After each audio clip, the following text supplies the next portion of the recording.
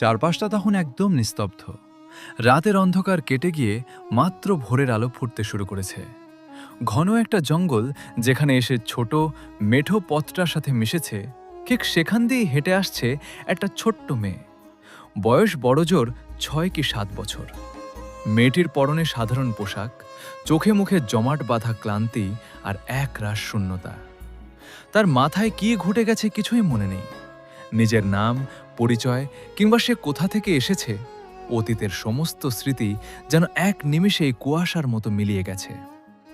পাথরে আর অচেনা পথ ধরে তার ছোট ছোট পা দুটি আর চলছিল না।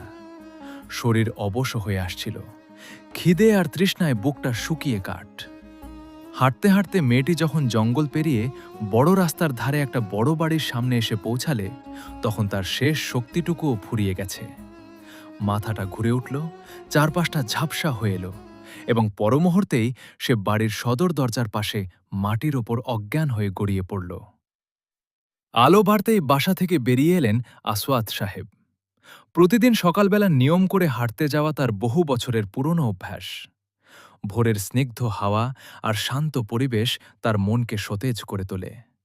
তবে আজকের সকালটা অন্য দিনগুলোর মতো সাধারণ ছিল না। সদর দরজা দিয়ে বের হয়ে মাত্র কয়েক কদম বাড়িয়েছেন, এমন সময় হঠাৎ তার নজর গেল দরজার ঠিক পাশে, দেওয়ালের ঘেঁষে। ভালো করে তাকিয়েই আসওয়াত সাহেবের বুকটা কেঁপে উঠল। সেখানে একটা ছোট পুতুরের মতো ফুটফুটে মেয়ে অজ্ঞান হয়ে পড়ে আছে। মেয়েটির মলিন মুখ আর অসহায় অবস্থা দেখে আসওয়াত সাহেবের চোখ ছলছল করে উঠল। এক মুহূর্তও দেরি না করে তিনি পরম মমতায় মেয়েটিকে কোলে তুলে নিলেন এবং বাড়ির ভেতরে নিয়ে এলেন।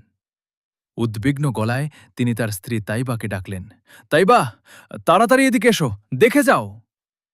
আসওয়াত সাহেবের তাড়াহুড়ো আর কণ্ঠের উদ্বেগ শুনে তাইবা দ্রুত ড্রয়িং রুমে ছুটে এলেন।